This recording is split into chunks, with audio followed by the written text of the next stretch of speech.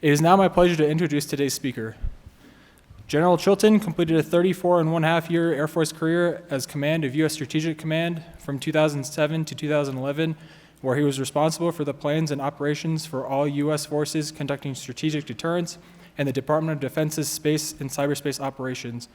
Prior to his assignment, General Chilton commanded at the Wing, Numbered Air Force, Major Command, and Unified Combatant Command levels, including serving as a commander of Air Force Space Command from 2006 to 2007. He flew operational assignments in the R-4C and the F-15, and as an Air Force test pilot, conducted weapons testing in various models of the F-4 and F-15. He also served 11 years as a NASA astronaut, where he flew as a commander of STS-76, his third space shuttle mission, and served as deputy program manager for the operations for the International Space Station program. General Chilton is a distinguished graduate from the United States Air Force Academy with a Bachelor of Science degree in Engineering Sciences, a Columbia University Guggenheim Fellow with a Master's of Science degree in Mechanical Engineering, and a distinguished graduate of the U.S. Air Force Pilot Training and Test Pilot Schools. He was also awarded an honorary Doctor of Laws degree from Creighton University. Ladies and gentlemen, it is an honor to present to you General Kevin Chilton. Thanks, man. I appreciate it. Thank you. Thank you. Thank you. Good morning, everyone. How you doing? Doing all right? Good. I tell you, there's an old vaudeville saying, never follow a child act or a dog act if you want to be successful in the show business. I would add to that, never follow General Susan Helms. And so for those of you who are in here and heard her presentation, I know you really enjoyed it. General Helms is a great friend of mine and someone who I incredibly admire. So here you got two astronauts back to back going to talk to you. And fortunately, we actually did do a little coordination beforehand and decided not to talk about the same subject. Although I think we will both use similar foils for our messages today. And today I'd like to, for my foil, I'm going to use my very first space shuttle flight as a backdrop. But the talk today is not so much about the mission, although I think you'll enjoy it, that part of it. It's really about the message behind the message. And what I'd love to talk to you about this morning, and hopefully engender some dialogue in the Q&A afterwards, is the notion of how you build a team. And I don't pretend to be an expert at this, although what I have done my entire career, starting as a cadet, is to be an observer of leaders and to kind of take mental notes about what works, what I observe to work, and what I observe not to work, and then at the same time try my best to pull those things that I think are valuable out of my observations of other leaders and teams, successful teams, and try to put them into practice. And so I come before you today not an expert in leadership, not an expert in team building, but I want to offer you some nuggets to think about. When you talk about putting a team together, first I think it's important to remember that teams can be 2 people, or they can be 40,000 people. When I commanded Space Command and Stratcom and 8th Air Force, the teams varied from 18,000 to 40,000 people in the command. How do you lead 40,000 people? You can fail to lead 40,000 people. But you know, the secret of leading 40,000 people, I'm not even sure I quite understand. I just think that leadership and team building are so fundamental that if you can do it with 2 people, or 4 people, or 10 people, that you can those skills are transmutable to large organizations as well. And so I like to think of if you can lead a small team, you can probably lead a big team. Lead, though, is the operative word, I think, in team building. I was in a course one time. It was an executive course. Most of the people in the class, the course were CEOs or chief operating officers of large organizations. At the time, I was a major general in the Air Force, and actually on the staff, so I wasn't really in charge and in command of anything. But I had the opportunity to go to this class, and I'll never forget this one exercise we had where they brought a bunch of us together. We were broken into little teams. And it was kind of like, I think you call it Project X, the cadets here in basic training. Do they still do this where they take you out to the northeast end of Jacks Valley and they have these little cubicles with problems and they give you a small amount of tools and you break into teams. You get the chance to lead. You change leaders each one, try to solve the problem. It was a kind of a project like that. And here we had all these high-powered leaders of industry and a couple of us military people, and they gave us a similar kind of problem. And I'm thinking in my head, okay, but they didn't pick out a leader. They didn't designate a leader. They just said, okay, here's your team problem. And guess what happened? Not much. Not much for about the first 5 minutes. And then the guy who was running the thing stepped in and he says, okay, lesson one. You can have a room full of the brightest people in America and put a problem in front of them to solve or address. And if no one in that group steps up and leads, nothing will happen. Nothing. And we were proof positive of that in the first 5 minutes of that drill. Leadership can be formal in nature. And in fact, I would say the easiest times I had leading people is when I had the formal authority to lead them, which is very much what the military is about, right? I guarantee you when the general walked in the room and asked for something to be done, he generally had just had to think about wanting something to be done because people tried to read my minds. It got done. That's leadership by position or authority. The most difficult leadership job I ever had in my career was when I was a young major in a squadron, and I had several classmates from the academy in that squadron. We were all good friends. We'd known each other for years. And due to circumstances beyond any of our control, I was picked as a peer to move up to be the squadron operations officer because the individual in that job had to leave. And I had to transition from just being one of the guys to being the boss and lead my peers. I think that's the hardest leadership job I ever had to face. And guess what? As a cadet at the Air Force Academy, where I assiduously worked to avoid all leadership positions, I was a true knucklehead. I really was. Because what I realized was, at the Air Force Academy, I had the opportunity, and I passed it by, to actually experience that toughest leadership challenge by being put in a position to lead my peers as either a squadron commander or first sergeant or whatever.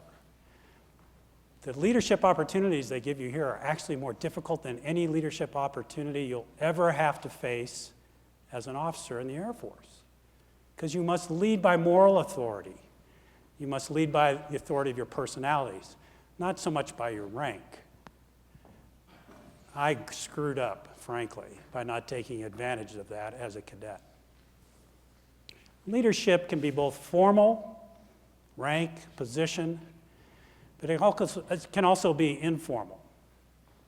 One of the finest leaders I know today was a leader I recognized as a third classman at the Air Force Academy.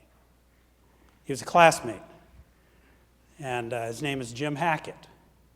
We were squadron mates in CSO 5, Wolfpack. And Jim, there's no rank among 3 degrees, right? Really. And but in our cohort of about 25 third classmen in 5th Squadron, there was no doubt in any of our minds, and it was never spoken amongst us even, that Jim was the leader. And at the end of the summer, at the end of our sophomore year, as we were getting ready to become 2 degrees and make our commitment to the service, we saw Jim walking around the squadron before classes in fatigues, which in those days meant you were leaving. And we were devastated. I think to a person, we came to Jim and said, what are you doing? How can you leave us? And it was probably then that we first recognized that he truly was our leader. And he said, well, my eyes went bad. I can't be a pilot. And I came to the Air Force to serve my country in in the Vietnam War, and the war ended. And so I'm leaving. My reasons for being here have gone away. Jim went on to become the CEO and chairman of the board of a major oil company in the United States of America, so my assessment of him was not incorrect. He was a great leader and remains a great leader of industry and thought in this country today. So leadership can be both formal and informal, but it's important if you're on a team to be able to step forward and lead. Oftentimes you can be on a team and you're not the formal leader, but the leader needs you to step forward and take the reins of leadership temporarily. And a good formal leader will allow that to happen on his or her team. They will allow it to happen. They still retain the responsibility, but they're not afraid, they're not so insecure in their position that they will not release the reins of leadership temporarily for the benefit of the team and the organization, and bring them back when it's appropriate. I think another important thing about teams, and this is sound really trivial, but all of you, all the cadets in the room are wearing a proof positive in my mind that this next thing is important on your jacket if you're wearing your athletic jackets. Teams need symbols. Okay? You're in a squadron, right? You got your squadron patch. Okay? Maybe you were in the Boy Scouts or the Girl Scouts when you were growing up.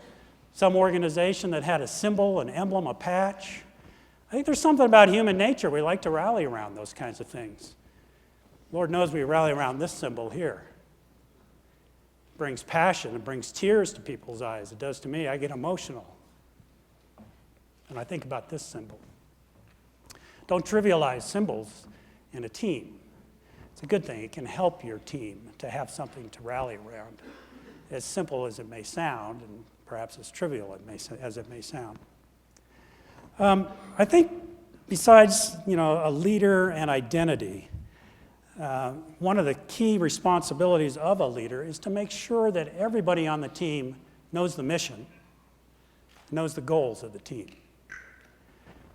If that's not clear in the minds of everybody in the organization, then you can bet you're going to have some people rowing in one direction and some people rowing in the other direction in the organization.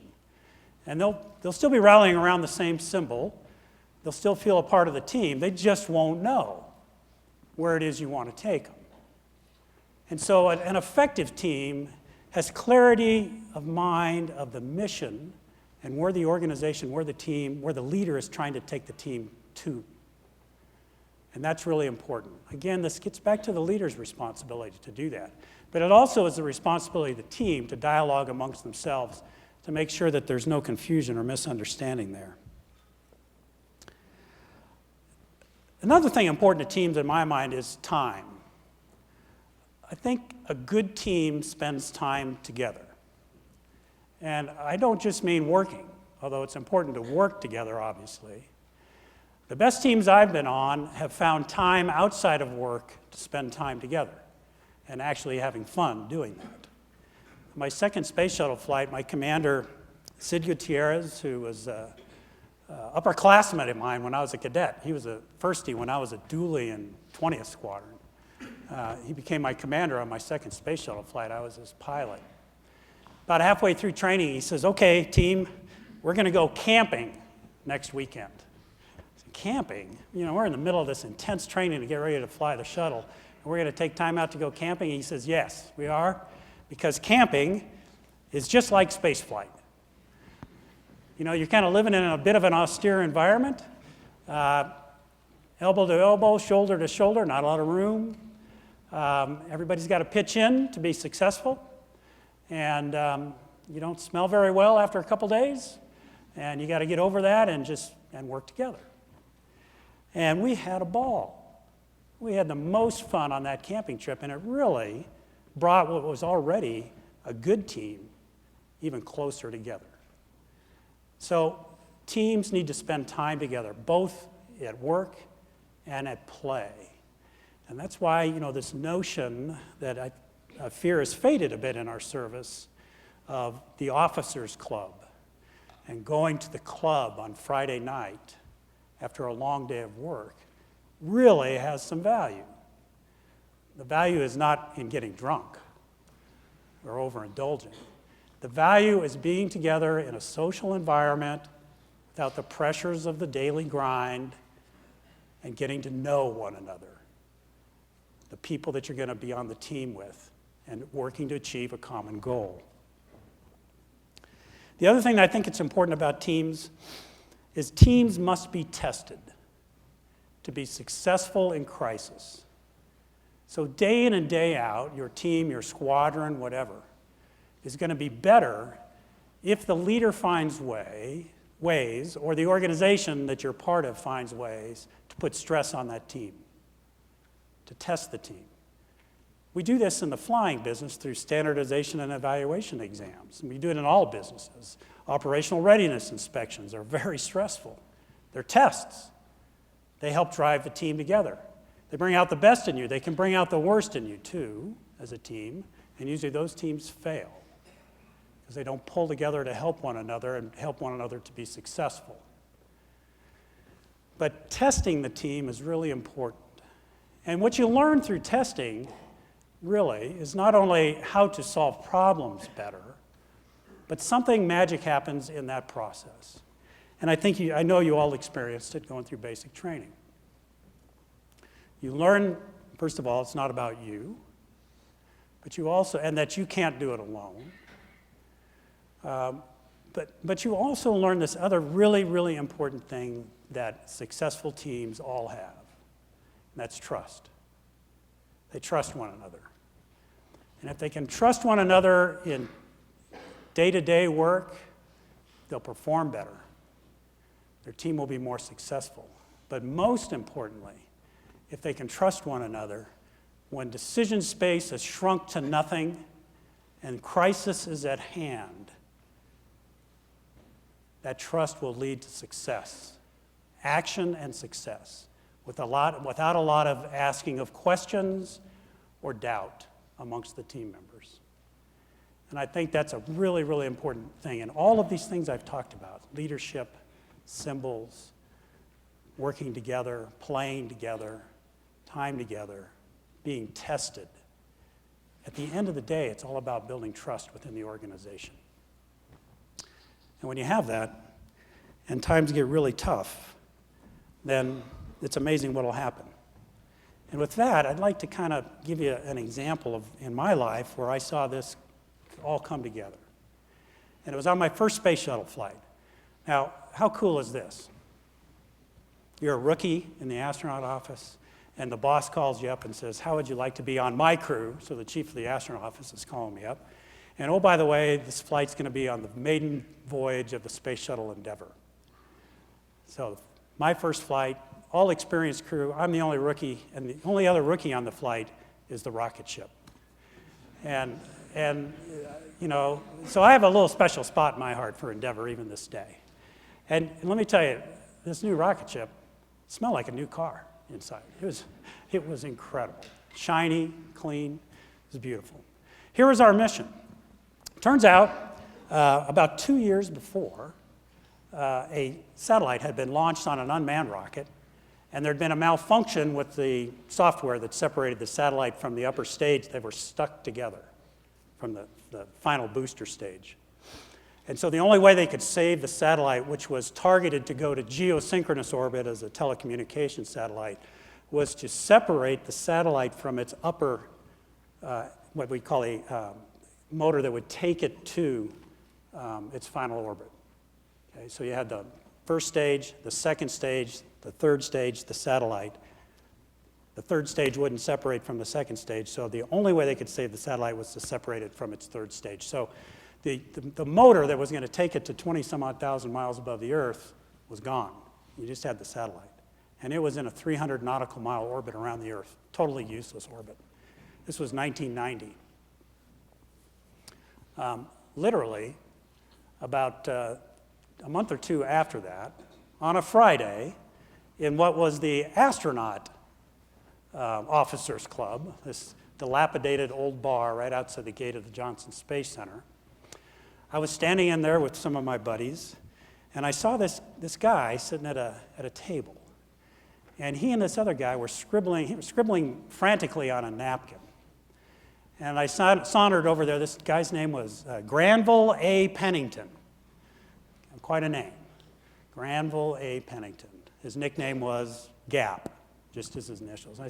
And Gap was a flight director. Flight directors are like gods at NASA. They make a lot of decisions. They train us. They build teams. They're amazing people. And I went over to Gap, who I knew, and I said, Gap, what are you working on? He says, we're figuring out a way to rescue that satellite that just got launched on Endeavor's first mission 2 years from now. It's still being built. I said, right. And I took my long neck and just kind of eased away from the table. 2 years later, I'm assigned to the crew. Gap is the flight director for the mission. We've trained for 1.5 years for the flight, and we're getting ready to go. And here's the plan. The satellite, which was never meant to be touched by human beings, just launched on an unmanned vehicle, had no handholds, nothing to grab onto it with. And so we were going to fly up and rendezvous under the satellite with the Space Shuttle Endeavour. We were going to send 2 people out on a spacewalk. The engineers had designed this about 12-foot long metal bar that had claws on it, about this far apart, and a steering wheel in the middle. At the end of the bar was a pin that stuck out that would allow the shuttle remote manipulator arm to grab onto. So to be able to grab onto the satellite, the idea was to push this bar up against the bottom of the satellite, where it had a big steel ring on the bottom called the thrust ring, and have the clamps grab the thrust ring. Now, why the steering wheel? Well, the satellite was spinning. So a little difficulty there. The guy's going to be standing underneath the satellite in space in a spacesuit, push the bar up underneath. The claws are going to fire, grab it, and then he's going to stop this 8,000-pound satellite from spinning with the steering wheel. Oh, by the way, he's standing on the arm 40 feet above the payload bay while he's doing this. So the level of difficulty is a little higher. And then after he stops it, they're going to take the arm with him on it, move it to the end of the bar, grab the satellite, and he's going to climb off, and then we're going to put it on top of the rocket that we were carrying in the cargo bay. And then we attach it, release the springs holding it in place, goes away. We fly away, they light the rocket, then goes up to geosynchronous orbit. Easy peasy, as my British friends would say. Let's see how it worked. So can we dim the lights and we'll bring up the video. You know, what could possibly go wrong with this plan? But to be fair, at the time it seemed like really the only solution. Because, like I said, the satellite wasn't meant to be touched. And we can roll the video, please. So there'll be some themes in here I'll try to touch on from my opening remarks. Of course, this is the big teams patch here at NASA, which we were very proud of. But also every mission on the space shuttle had its own patch that you designed. Ours had a patch that had the HMS Endeavour on it, which was the sailing ship that Captain Cook sailed around the world, a ship of discovery. This is Endeavour rolling out to the launch pad for its first test firings.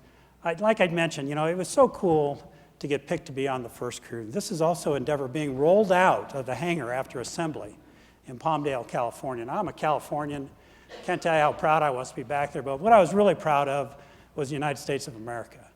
To think that we could take these raw materials, you know, conceive of this thing that is both a rocket ship, a spaceship, a hypersonic reentry vehicle, and at the end of the day, a very poor glider, but good enough to get you on a runway with a nice, soft, comfortable landing.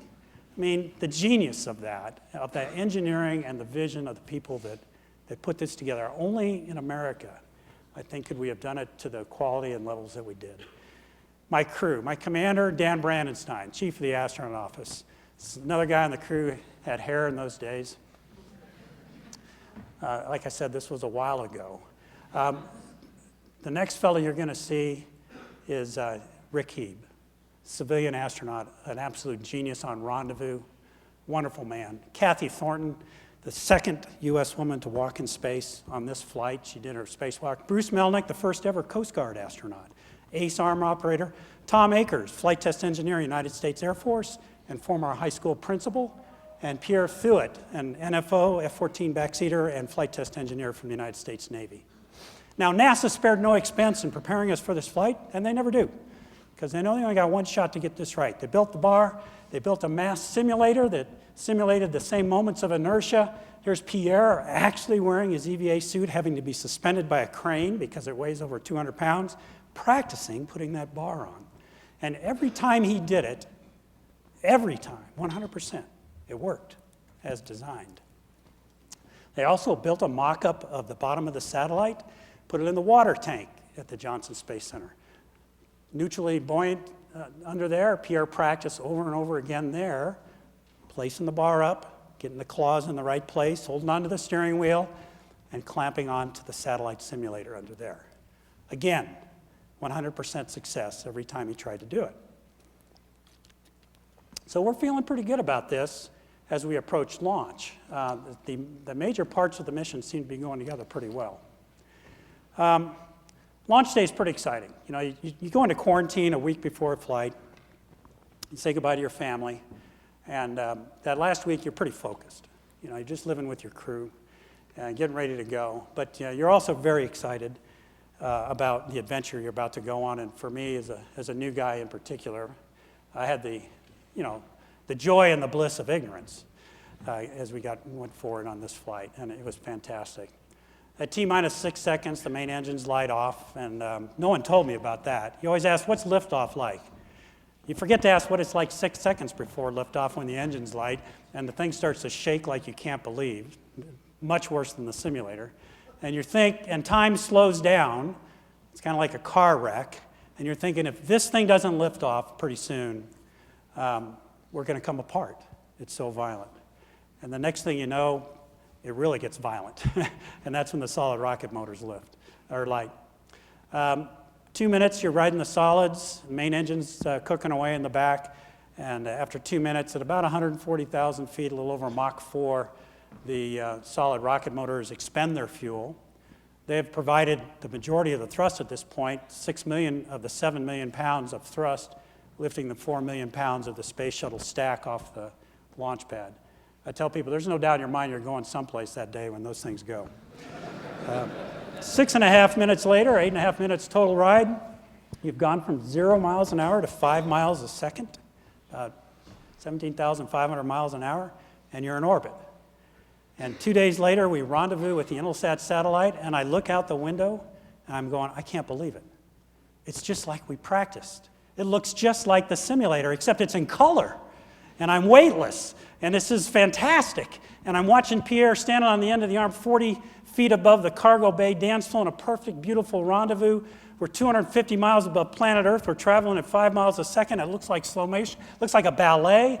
It's terrific. And Pierre puts the bar up there, and the mission control goes crazy. There's Gap in the top right. He's smiling. Young lady in the front row goes, something ain't right. Sure enough, when Pierre tried to stop the satellite from spinning, he realized the clamps had not worked.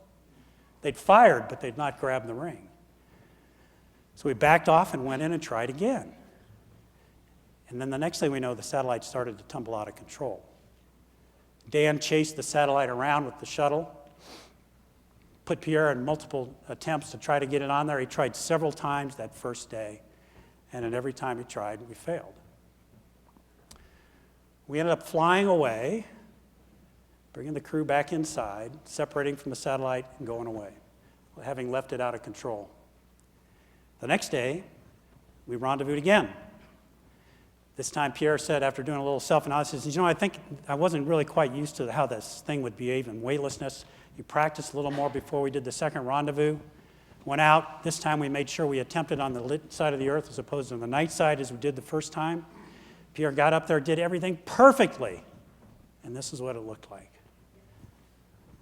Second rendezvous, second attempt, something we had trained for a year and a half, had high confidence it would work, and once again, we have to fly away from a satellite we've put out of control. Please stop the video. And you can bring the lights up too. Now, I got to tell you, this team is not feeling real good at this point, okay? Neither the team, the crew on board, or the team on the ground, and we didn't look at ourselves as two separate teams. The team in mission control, the crew, we were one team, and we were failing. When we launched on the flight, we had planned for enough fuel to do one rendezvous. Because Dan flew such a good first rendezvous, we had enough fuel to do the second one. And now we were separated again, and I'm watching the fuel, one of my jobs, and I watched Dan, how much fuel Dan used in the second rendezvous in the forward jets, which were critical to control the shuttle. It took 11% of the fuel. When we failed the second time and drifted away, we had 13% propellant left in the forward. 2% margin, okay? 2% margin if he could fly a third perfect rendezvous. And even if we did, what were we going to do? We had tried everything we could think of, everything the engineers had planned and trained us to do, and which we firmly believed would work, and it hadn't worked. The crew was pretty depressed. Pierre thought it was all his fault, of course, and it wasn't. And he was dead dog tired. This is 2 days in a row, 2 rendezvous, two spacewalks in a suit that is really a lot of work to work in. Pierre went to bed, another crew members went to bed, and there was 4 of us sitting up on the flight deck. And morale was in the toilet. I was looking out the back window in the cargo bay, and this is honestly happened. You know, cadets are pretty cynical. You maybe don't believe this, but this truly happened. I reflected back on a course I took at the Air Force Academy that had been reinforced in Squadron Officer School, because we took the course there. Problem Solving 101. Do they still teach that? Oh, well, they need to bring it back. Problem solving. Problem solving. There's some very basic steps. I think there's probably some Air Force manual on how to solve problems. And it's written down somewhere. I know it is at SOS, and then it was kind of part of that project out in Jacks Valley we talked about earlier. Give you a tough problem. Well, how do you solve it? Well, we've talked about all the things that a team has and needs.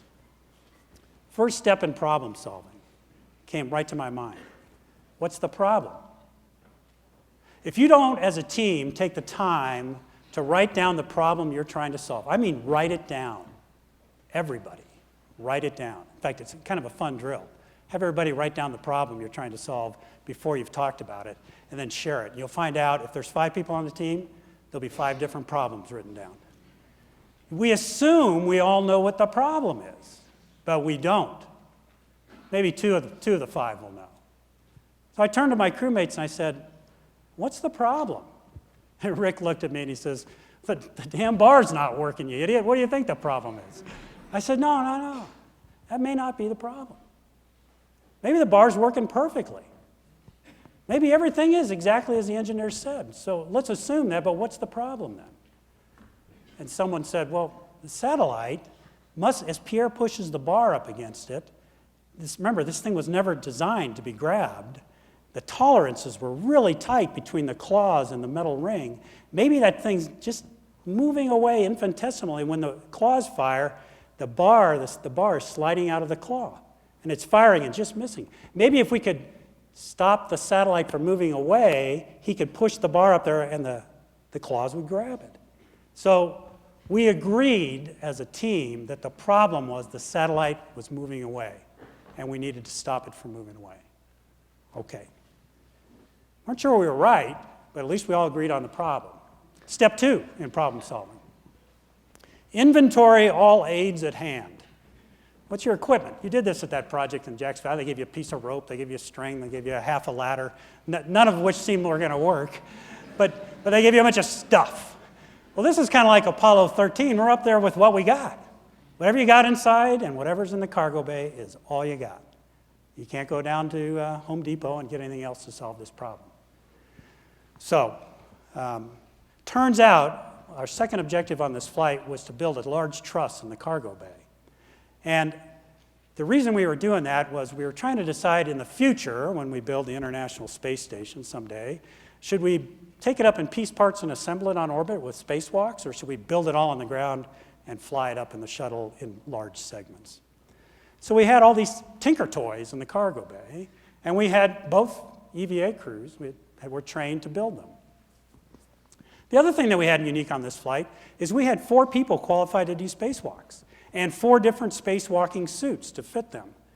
Pierre and Rick to do the Intelsat rescue, and Tom and Kathy were going to go out and do the ISS experiment. That was very unusual. Usually you only carried 2 spacewalking suits, and you only carried them for emergencies or the planned spacewalk.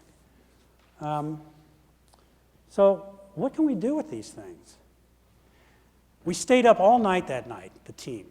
And this is where I saw my commander do something that I talked about earlier. He didn't try to tell anybody that he was the boss and this is where we were going to do it. He relinquished control. Someone had a good idea, we ran with it. Step 3 in problem solving is you brainstorm. And there are no bad ideas in the brainstorming session. You want to kill a team?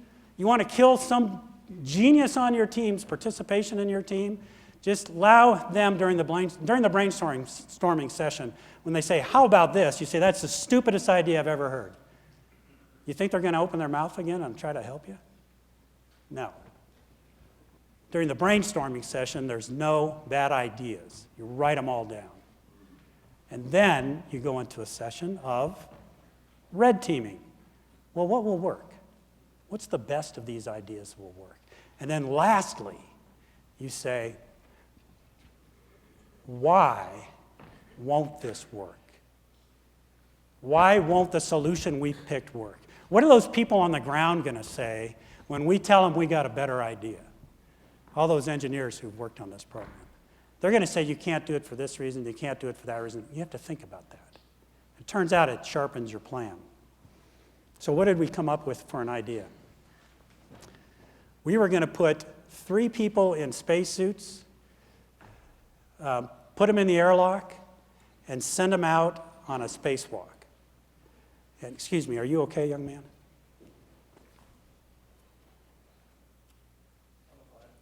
You sure? Okay.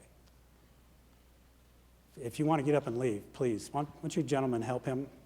Is there any EMTs here? Do we have any EMT support here? I know you got somebody in case I have a heart attack. We get some medical support in the back, please? Or come down front here. Come right out here.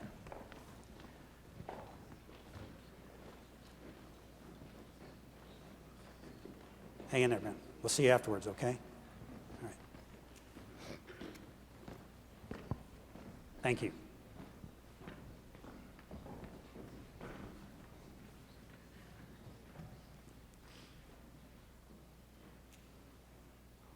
Okay, here's the plan. 3 people are going to get in spacesuits. They're going to go in an airlock that was designed for 2 people. Only has 2 umbilicals in there. It's not designed to be big enough for 3. We're going to figure out how to get 3 people in there. We're going to figure out how to buddy breathe. The spacesuits are not designed for people to communicate amongst 3 people, only designed to communicate amongst 2. We're going to figure out a way to do that too by protocol. We're going to teach civilians how to say over at the end of their sentences. They were marginally trainable at best, but they succeeded. We're going to go out in the cargo bay with those 3 people. They're going to build part of that truss so that we can have 3 points where these 3 astronauts can stand on in the cargo bay to form a triangle. We're going to fly up under this spinning satellite.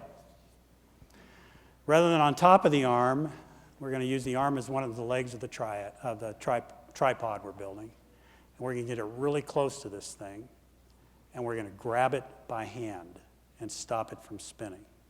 Oh, by the way, the place we decided to grab it by hand was a section of the satellite the engineer said, never touch.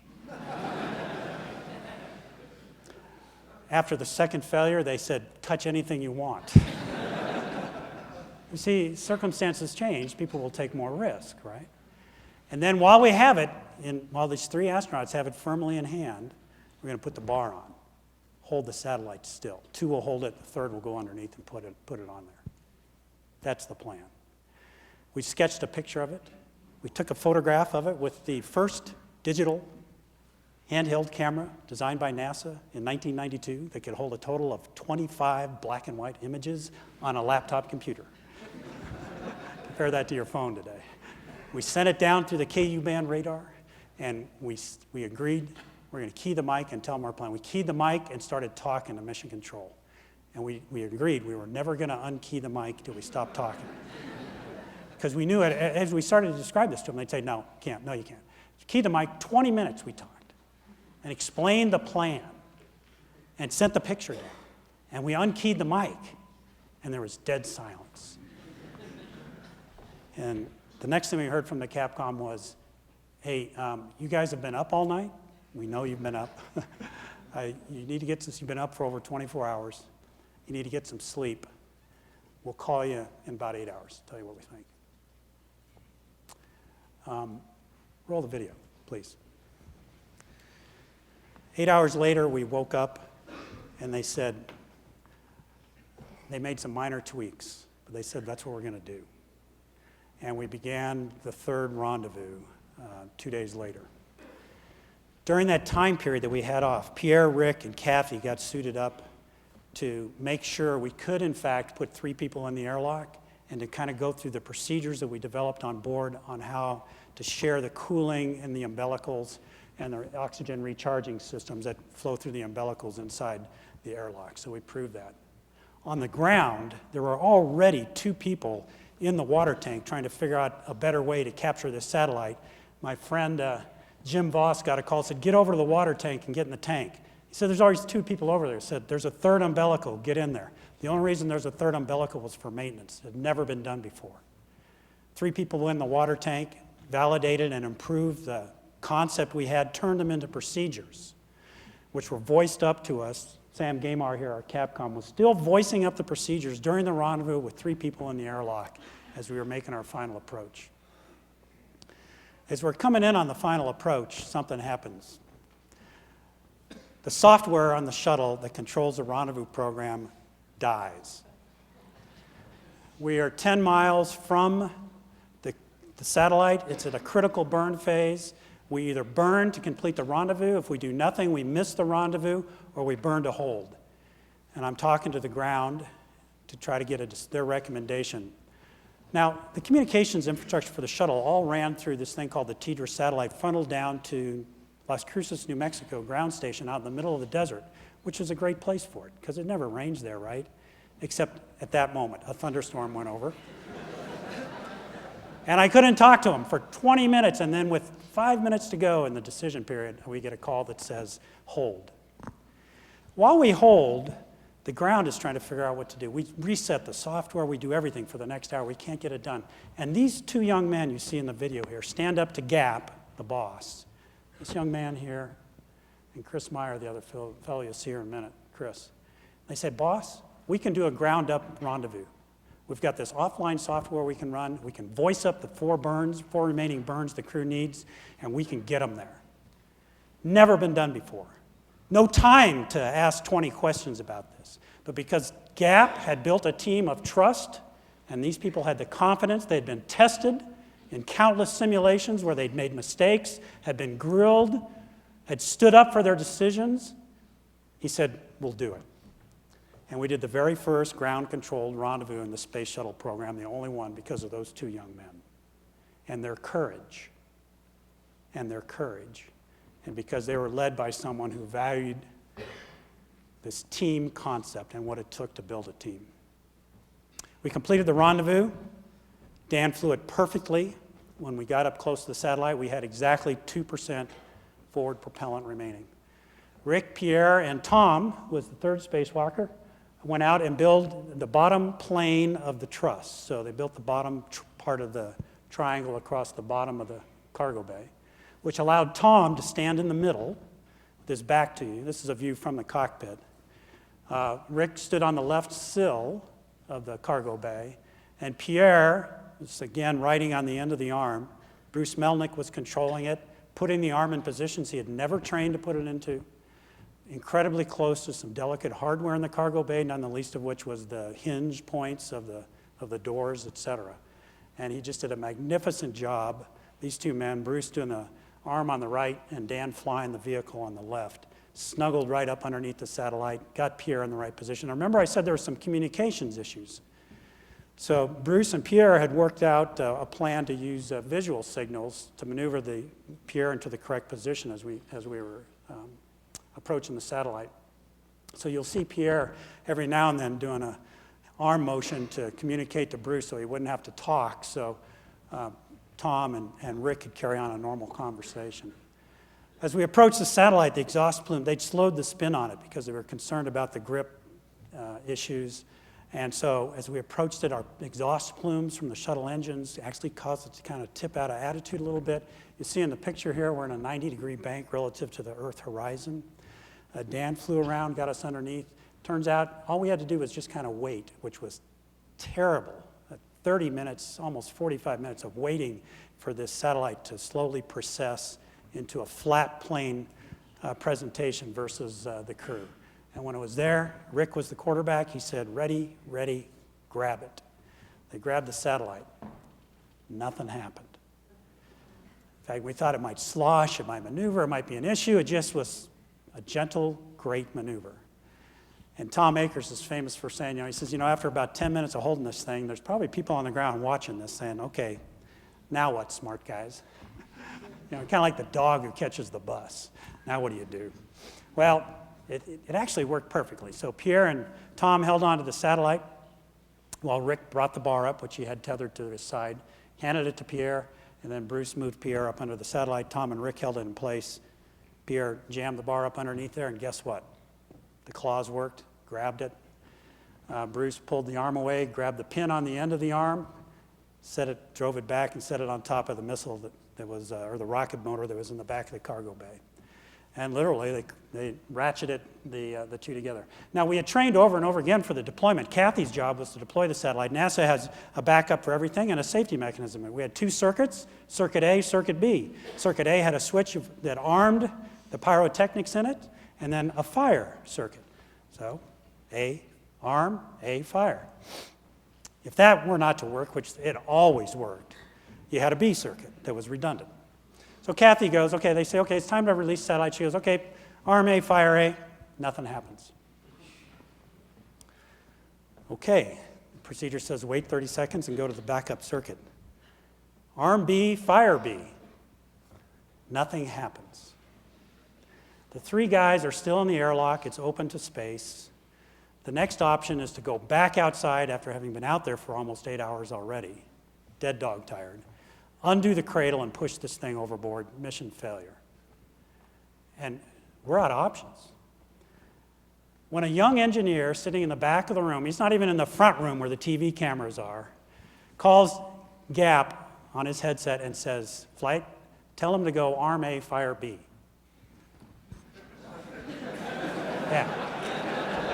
Now, Kathy, who has memorized the drawings, and this is her job, she says in the cockpit, she says, well, it'll never work.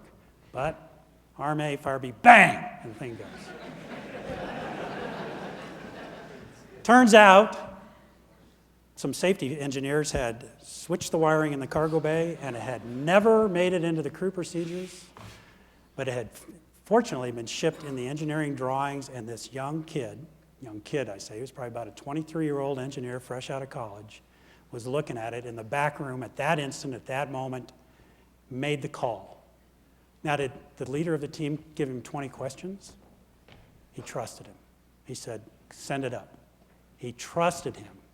He trusted those two young engineers that said, we can do a ground-up rendezvous. And he trusted this kid. He couldn't even look in the eye. It's just on his headset. And said, do it. And it worked. That's what, and the rest is just kind of B-roll here. You can kind of bring the lights back up. That's what teamwork's about. It's about building that trust. It's about taking those steps of understanding leadership, time together, being tested, training together, trusting one another, and then in crisis, knowing the simple steps to problem solving and putting them into practice. Ladies and gentlemen, that's the end of the formal portion of my presentation, and I'd be very, very happy to entertain any questions you have, whether it be about this particular mission, leadership philosophies, or anything else you have on your mind. Thank you very much for your attention.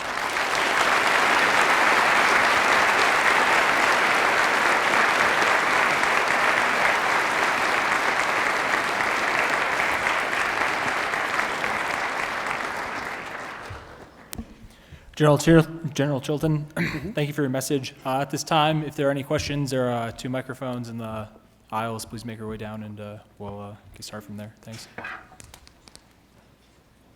And you don't have to, you can ask me anything. As an astronaut, we used to have to go out and talk to schools. First graders will ask you anything. And so, if you ask me something I haven't heard before, I'll be shocked. Doesn't mean I'll have the answer. Please. Sir Cadet 4th Class, Jonathan Gizinski. How do you establish that trust where you know that the other person has their job accomplished if you don't start out trusting that person? Say that again. How do you establish the trust if you don't think a person on your team is completely reliable, how do you foster that relationship to Well, look, build that trust? You better be certain they're not reliable.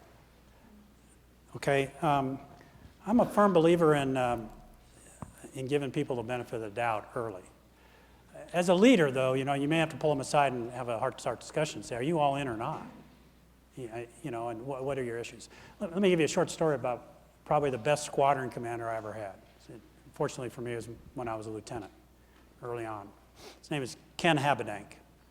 I was flying RF-4s over in Okinawa, and he was a wonderful guy, lieutenant colonel at the time, retired major general now. And here was his philosophy on leadership.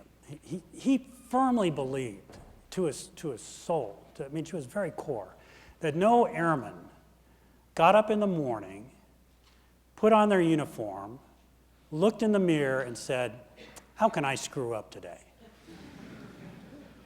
Now, the odds of that being 100% true are probably 0. But the likelihood that, that most people come to work in our United States Air Force want to actually do their job and see their team succeed is really high. And so he just assumed that in everybody in his command. So when he asked Lieutenant Chilton to do something, if Lieutenant Chilton did not do exactly what he asked him to do, by the way, he never ordered us. He would just ask us. We knew what that meant. If I didn't do it, what's your natural reaction? If you order somebody or ask somebody, hey, would you do this for me? They don't do it. Or they do something different. It's not what you wanted. What's the natural human reaction? We all have it. Guy's a screw up. Not him. Ken Habedank would say, the failure is mine. Because that guy got up this morning, put his uniform on, wanted to come to work and be successful. I believe that. So I must not have been clear in my instructions. That's a hard thing for leaders to do. Because I guarantee our natural reaction is to blame the individual that you've told to do something, as opposed to understand who really should be blamed. Remember, communication is when idea 1 equals idea 1 in 2 different human beings. It's really hard to do. That's why we do problem solve. That's why you write down the problem. Make sure we're all on the same sheet of music. So Ken would call Lieutenant Chilton back in, Colonel Habedank, and say, maybe I didn't make myself clear. This is exactly what I want you to read that back to me. Tell me what I just said. Okay, got it, good. And Lieutenant Chilton still failed. Colonel Habedank's next assumption was, well, I know this guy is motivated. I know he understands my orders. Maybe I haven't given him the right tools and training to do what I'm asking him to do. Because he's so damn loyal. He's going, yes, sir, I'll do it. But I told him to go dig a ditch, and he doesn't own a shovel. Or I told him to go fix a circuit, and he hadn't been trained on how to fix a circuit. So he'll examine that next. And then if Lieutenant Chilton didn't do it, his next assumption, and he was dead serious about this, was there must be something going on at home that's got this guy distracted. Maybe he's got a sick wife, sick kid, sick parent. There's an issue at home it's keeping him from performing at his peak. And he'd explore that avenue. And then if Lieutenant Chilton didn't do it, he'd kill him. Next. Hey, personnel, send me another lieutenant, Lieutenant Colonel Habedank never killed anybody, and we'd have followed him to the gates of hell. He was a great leader. and we performed under him. So you got to give that individual that you've described the benefit of the doubt. But if they're not going to be, if they don't want to be on the team, if they're in that 1/10 of 1% who does put on their uniform in the morning and say, I just don't care, then you got to get rid of them. Okay? You got to put the figurative bullet in them and get them off the team. Okay? Yes, sir. Thank you. Sure. Most of the time, you'll never have to go that far. Sir, Yes. that was a lot of money that we spent to correct the orbit. Yeah. Don't tell me anything that you'd have to kill me over. I But think- what was the satellite? Why was it so critical that we? Yeah, it wasn't this was a satellite operated by the Intelsat Corporation. It was a commercial satellite. It was an opportunity for NASA to go up and demonstrate some things. Remember I said we were going to practice. So we had planned to do 3 spacewalks on this mission with 2 people each. And that we had already decided as we were thinking about the International Space Station, every flight was going to have to do 3 spacewalks for assembly. And we had never done that before. So the assembly of the truss and the payload bay, which you kind of saw in the B-roll there, was an important part of the mission. But it was just another opportunity to exercise the system. Now, Intelsat paid NASA $90 million to do that, so it wasn't free. On the other hand, it didn't amortize the cost of the shuttle mission, but we were going to fly it anyway. Does that make sense? Makes perfect sense. And so why did Intelsat care? That thing made them a lot of money once it got to geosynchronous. And in fact, that summer, we did this in, I think, May of '92. That summer, it was positioned over the Atlantic and brought the Barcelona Olympics via television to the United States of America. Nice. So I don't know if there was any other way to do it, but that's the way they did it. Well, on Intelsat 6. So this was a perfect example of a marriage between industry, commercial industry, and government, where both our needs were met. And some money was exchanged hands, but we learned a lot of lessons on this about how to do mission planning. We'd kind of lost a little bit of our understanding of some of the difficulties in spacewalks and handling large structures and how things react up there.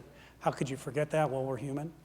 And we took so many lessons from this and rolled them into training for preparation for the assembly, which turned out to be magnificently successful at the ISS. outstanding. Thank you, sir. Sure.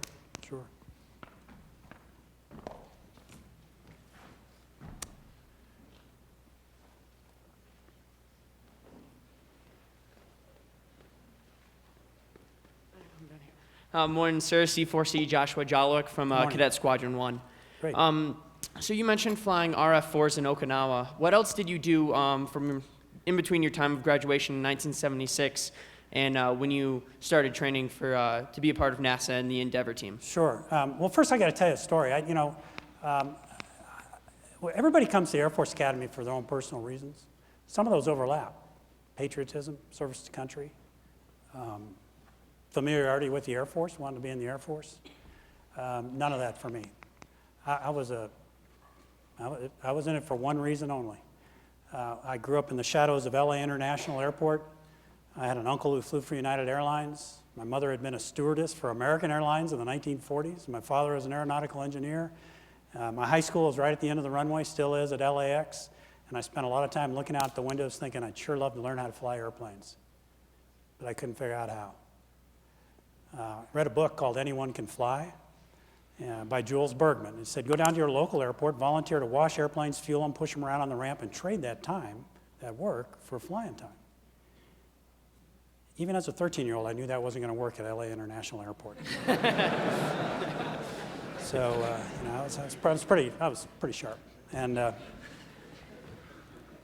this is, if you don't believe in Providence, you got to hear this story. In our neighborhood as kids in LA there, we used to, every summer day, we ran the recall roster. Didn't call it that in those days, but you get on the phone in the morning and you'd call all your buddies and say, you want to play baseball today, football, or can your mom drive to the beach? 3 questions, pretty standard. And this one summer day, my friend Bill Toomey, who I played ball with, went to the same school, he was a year behind me. One of 7 sons, this great family that lives about 3 blocks away. Bill said, my mom can't drive, but one of my older brothers is home from college, and we're leaving for Manhattan Beach in about 10 minutes if you can get over here. Hey, Mom, can I? Yeah. Jump on my bike, throw on my swimsuit first, then jumped on my bike and rode over to the Toomey house where I know Kidden piled into, if you've ever seen Chevy Chase Family Vacation, they had the original family truckster. It was green with the faux wood station wagon. And every other sweaty little kid in the neighborhood was piling in, no seat belts. And I'm in the back with my buddy Bill, and off we go to Manhattan Beach, primo surf beach. And we're all body surfers. And I said to Bill, hey, what's your brother's name? I said, Danny. And I'm in the back, and I go, hey, Danny. He can't see me, doesn't know who I am, never met me. Danny, where do you go to college? He says, I go to the Air Force Academy. I said, what's that? He says, that's this school in Colorado. You go there for 4 years, you graduate, they teach you how to fly airplanes for the Air Force. Remember, this is during the Vietnam War, so 85% of the people coming into the academy in those days had to be pilot or nav qualified. That's what you did. And I said, really? Well, how long do you got to stay in the Air Force? He said, well, 5 years after pilot training, which was the commitment in those days. I said, and after that, could you get out and become an airline pilot? He said, yeah, some guys do that. I said, well, how much does it cost to go to this place? He said, it's free. Fortunately, I didn't see him do this.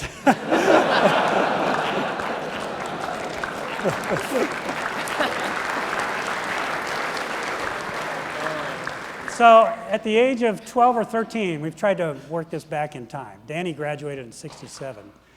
I said, I'm going to go to the Air Force Academy because I want to be an airline pilot. And that was my only goal. I think you need a goal to get through this school. And they weren't going to make me quit, and I wasn't going to fail because I was going to be an airline pilot. Not an Air Force officer. I didn't care about that. I mean, really, this is how messed up remember I told you I avoided leadership opportunities? I was a knucklehead. I was just passing through. I blew it. Don't be like me. Take advantage of every leadership opportunity that is offered you here.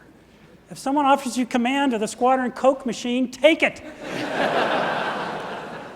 You won't have any personnel issues, I guarantee. Do it. Anyway, and then I fell in love with engineering as a cadet here by accident. I didn't know I wanted to study. And then between 2-degree and 1st-degree year, I went on summer research to Edwards Air Force Base. And I met these guys called test pilots, who were engineers and pilots. I said, oh, that's pretty cool, because I love engineering. It's too bad. I mean, we all know you can be an English major and fly jets for the Air Force. I thought after 4 years of studying engineering, wouldn't it be nice if I could use it? For a little while, anyway. The Air Force Academy introduced me to engineering and introduced me to test pilots. So when I got out of pilot training, that was my goal, was to go be a test pilot and then be an airline pilot. Well, a funny thing happened on the way to being an airline pilot. I fell in love with the United States Air Force. And I fell in love with the people that I worked with. And I loved what I was doing. So I went from flying the RF-4C, converted to the F-15 over in Okinawa when it was brand new, first C models off the production line, another opportunity to fly something that smelled like a new car. Went to Holloman Air Force Base, continued operational flying in the F-15, applied to test pilot school, went to test pilot school at Edwards Air Force Base, then went to Eglin Air Force Base where I was we did weapons testing in those days, tested air-to-air missiles, bombs, electronic systems, radars. Met my wife in test pilot school. By the way, she was only the second woman to graduate from test pilot school and graduated #1 in our class of all the engineers in the class. And I showed up at Eglin. And every test pilot in the squadron, NASA had announced an application. They were hiring astronauts. And every test pilot in the squadron was filling out their NASA application. And they looked at me and they said, you applying? And I said, no. I didn't go to test pilot school to be an astronaut. I just want to be a test pilot. I was the only guy in the wing that year that did not apply. And then 2.5 years later, NASA sent out another call for astronauts. Turns out a real good friend of mine had gone in that selection that I didn't apply to. And he called me up. He says, you really ought to apply. I think you'd really like this.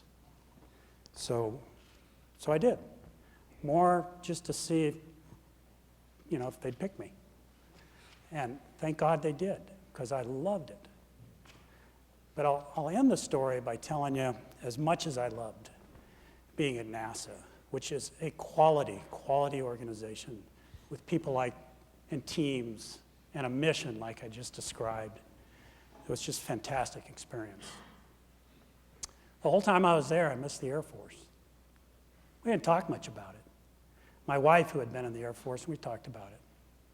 And in 1996, when the policy changed, which used to be astronauts could not come back to their service, a policy changed, and General Joe Ashey came down and invited anybody who wanted to return to the Air Force to come back. No promises what you're going to do, no promises of promotion, but we think we can use you, given that space is maturing, and as he put it, we're trying to operationalize Air Force Space Command. And I looked at your resume, and you've been there.